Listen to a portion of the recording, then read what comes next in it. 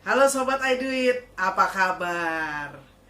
Di video sebelumnya kita sudah ngomong profesi yang tahan resesi. Sekarang kita mau ngomong soal bisnis yang tahan resesi.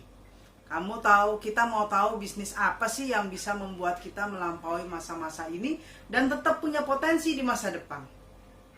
Emang apa bedanya profesi sama bisnis? Profesi itu adalah sebuah pekerjaan yang membutuhkan pengetahuan dan keterampilan. Sementara bisnis adalah aktivitas ekonomi yang menambah nilai pada suatu barang atau jasa. Jadi misalnya saya bekerja di bengkel sebagai montir. Montir itu adalah profesi saya, bengkel adalah bisnis saya. Oke ya? Jelas ya, kita bisa lanjutkan. Nah, mungkin sebelum pandemi kamu mempunyai profesi tertentu di sebuah perusahaan, tapi mungkin karena pengurangan karyawan di dalam perusahaan dan profesi yang lama tersebut tidak dibutuhkan lagi oleh perusahaan, kamu terpaksa tidak bekerja di perusahaan itu lagi. Berarti kamu harus mulai berpikir mencari profesi baru atau memulai bisnis baru. Untuk mencari profesi baru namun tetap kerja dengan orang lain, tentu hambatannya adalah bersaing dengan mereka yang sudah lama di dalam profesi itu. Mungkin sebabnya opsi kamu adalah mencari bisnis-bisnis baru yang bisa kamu mulai. Sama susahnya, tapi mungkin video ini bisa buka pandangan kamu. Oleh karena itu sebelumnya subscribe dulu, klik belnya, share ke saudara dan teman-teman yang mungkin bingung mau ngapain ya di zaman kayak begini. Bisnis yang gak pernah mati adalah bisnis makanan. Walaupun terlihat menurun, tapi sebenarnya bisnis ini tidak mati, hanya berubah wajahnya. Kalau dulu sebelum COVID, kafe dan tempat-tempat makan sekalian hangout bertebaran di mana-mana. Sekarang sudah sepi karena social distancing. Tapi muncul bisnis makanan yang baru, online dan frozen.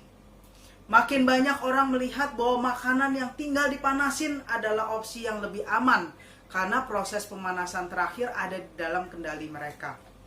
Selain itu, mereka juga bisa menambahkan sesuatu yang menjadi ciri khas mereka. Lebih pedas, lebih asam, lebih manis, dan sebagainya. Misalnya, mereka membeli rendang frozen. Tapi ketika dipanaskan, mereka menambahkan telur rebus di dalamnya. Jadi secara kuantitas, makanan jenis ini relatif lebih murah daripada beli rendang di restoran Padang.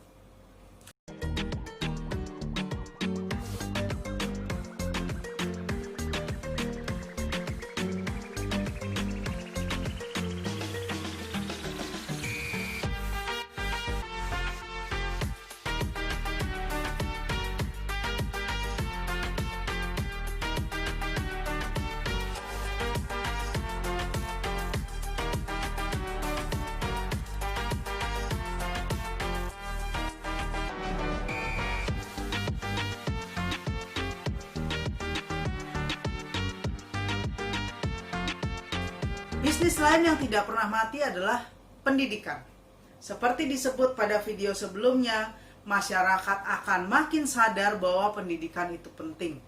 Pendidikan bukan hanya pendidikan formal, SD, SMP, SMA, tapi yang makin menjamur adalah pendidikan-pendidikan yang meningkatkan keterampilan.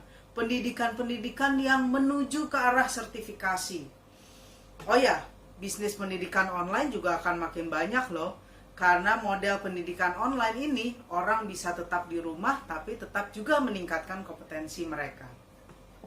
Ketiga, bisnis yang berhubungan dengan reparasi. Di masa krisis, orang jarang beli barang baru kecuali sangat terpaksa. Mereka akan terdorong untuk memperbaiki barang-barang lama seperti mobil dan motor yang masih bagus. Bahkan setelah krisis pun para pemilik akan makin sadar bahwa pemeliharaan barang secara rutin itu penting. Makanya bisnis ini akan tetap bertahan pasca pandemi. Apalagi ya? Bisnis yang berhubungan dengan kesehatan. Tapi ini sudah dibahas secara full dalam video sebelumnya. Jadi check out aja yang video itu, oke? Nah, ada satu bisnis lagi yang rasanya aneh, tapi secara historis memang tahan resesi. Bisnis yang berhubungan dengan momen-momen penting kehidupan seseorang. Kelahiran, pernikahan, kematian. ini adalah bisnis tahan resesi.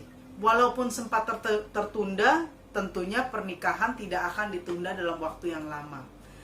Bahkan bisnis ini adalah bisnis yang sangat dicari pada saat resesi. Kenapa? Karena orang butuh merayakan momen tertentu di dalam kehidupannya untuk mengingatkan dia apa sih tujuan hidupnya, arti hidupnya, khususnya pada saat-saat kayak gini. Momen kayak gini akan jadi pendorong semangat di dalam kesulitan yang harus dihadapi sehari-hari. Perusahaan-perusahaan yang baik itu merayakan ulang tahun, mengumpulkan karyawannya, khususnya pada saat-saat kayak gini, supaya karyawannya tetap optimis, tetap semangat, tetap percaya kepada manajemen, supaya tetap ada komunikasi yang baik. Tapi kamu harus berpikir secara kreatif. Maksudnya, dulu itu wedding organizer sebelum COVID sangat menjamur kan. Semua orang kayaknya bisa jadi wedding organizer. Tapi modelnya adalah mengumpulkan banyak orang, makanan banyak, dan segala macam. Itu aja. Tapi karena pada saat krisis dan social distancing, sulit dong bikin wedding yang banyak banget orangnya, meriah, berbiaya mahal. Nah, kalau mau masuk bisnis ini, cari solusi yang kreatif. Gimana caranya orang tetap bisa merayakan momen-momen kehidupan, tapi tetap di dalam anggaran dan orang-orang yang terbatas saja.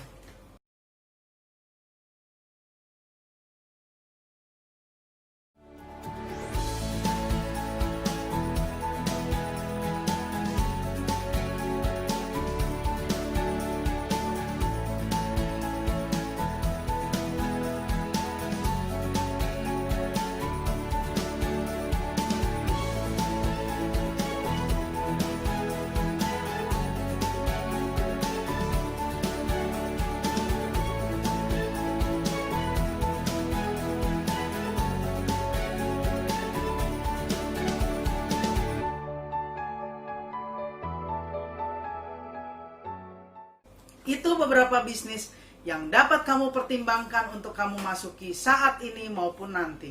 Apa saja faktor-faktor yang penting untuk suatu bisnis berhasil dalam masa-masa seperti ini akan dibahas di video berikutnya. Makanya subscribe, klik belnya, share ke teman dan keluarga, komen di pertanyaan atau ide-ide menarik di bawah ini. Sampai jumpa.